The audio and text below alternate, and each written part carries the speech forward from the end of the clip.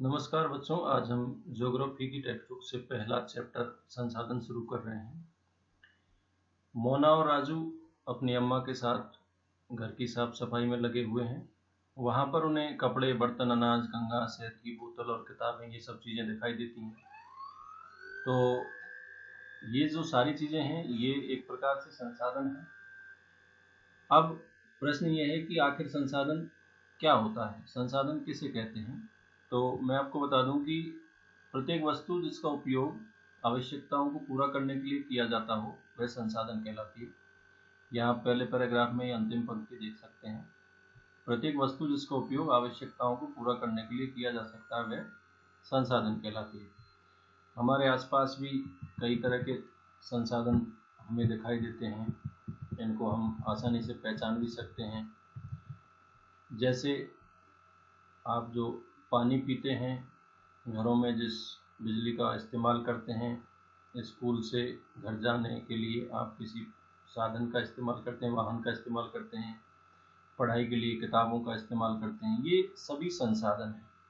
आपके घर पे जो आपके लिए नाश्ता तैयार किया जाता है, जिन सब्जियों का उसमें उपयोग किया गया है, वे भी एक प्रकार के संसाधन हैं। अब ये जो संसाधन हैं, इनको हम आसानी से पहचान सकते हैं।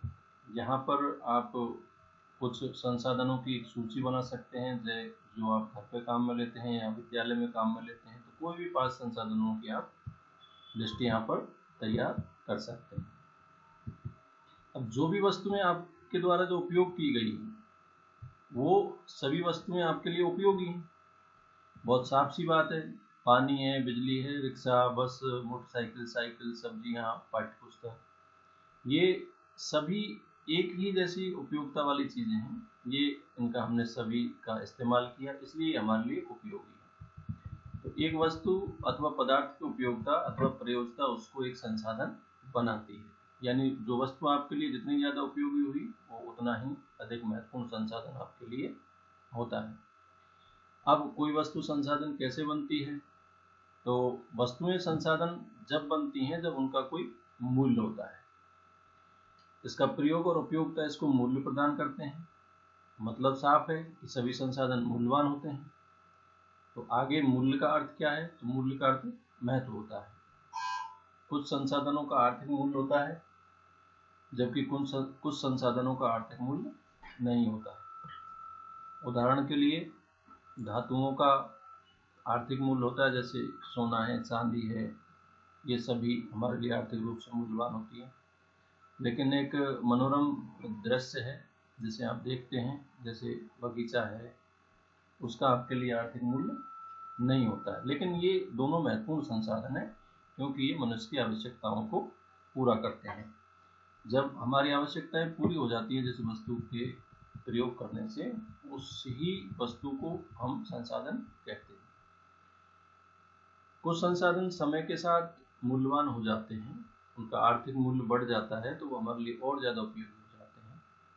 और जब आप ऐसी वस्तुओं का इस्तेमाल करते हैं जो समय के साथ धीरे धीरे आपके लिए आर्थिक रूप से मूल्यवान हो जाती हैं, तो वो संसाधन आपके लिए और भी ज़्यादा उपयोगी होते हैं।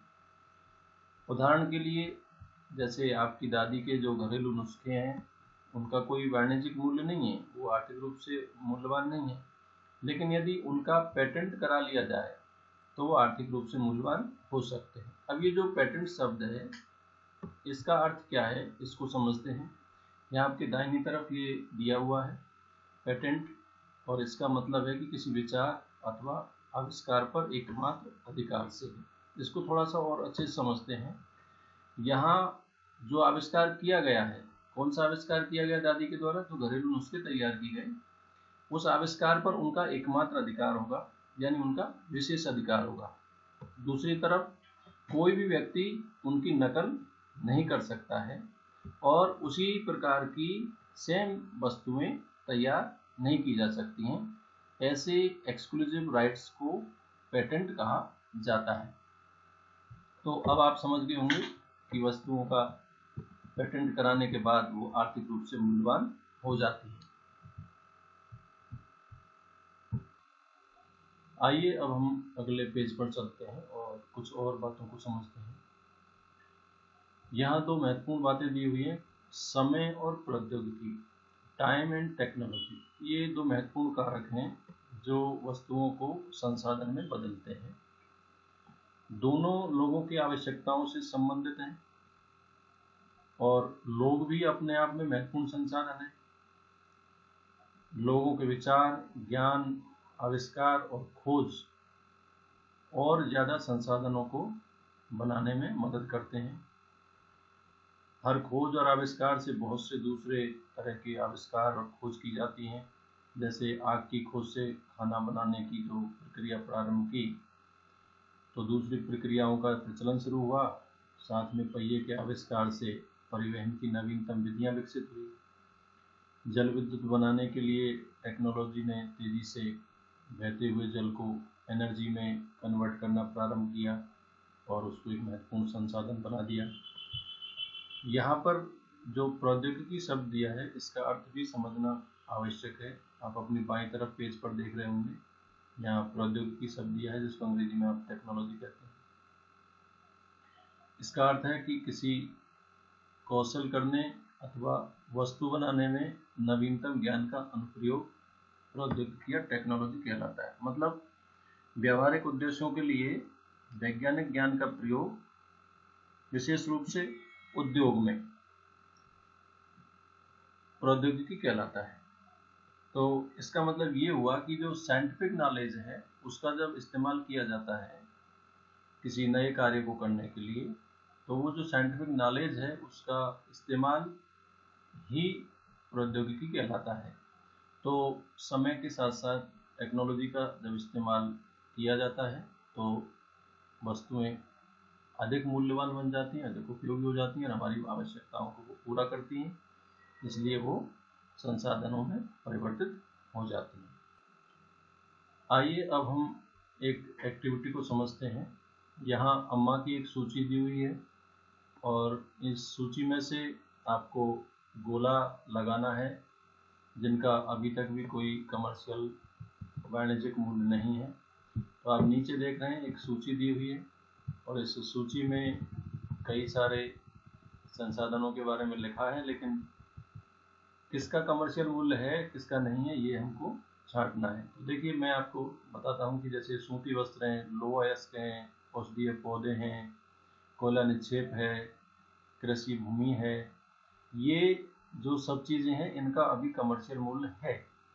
सूती वस्त्र, लोह अयस्क, औषधीय पौधे, कोयला के निक्षेप, कृषि के लिए उपयुक्त भूमि, ये सब कमर्शियल मूल्य वाले संसाधन कहलाते हैं। इनके अलावा जितने भी इसमें दिए हुए हैं, जैसे मित्रों परिवारों से स्नेह है, दादी माँ के घरेलू नुस्खे हैं, अच्छा संगीत है, संसाधन परिपूर्णता, अच्छा मौसम है, लोकगीत हैं, पर्यावरण, शुद्ध पर्यावरण, मनोरम दृश्य है, ये सब है तो संसाधन ही, लेकिन इनका कमर्शियल मूल्य नहीं है। कमर्शियल मूल्य का तात्पर्य है जिनका आर्थिक मूल्य नहीं है। They resources which do not have the commercial value. तो यहाँ पर इस प्रकार से आपने अम्मा की सूची के माध्यम से समझा कि कौन कौन से संसाधन हैं जो अभी भी संसाधन तो हैं लेकिन वो आर्थिक रूप से बहुत ज़्यादा मूल्यवान नहीं है।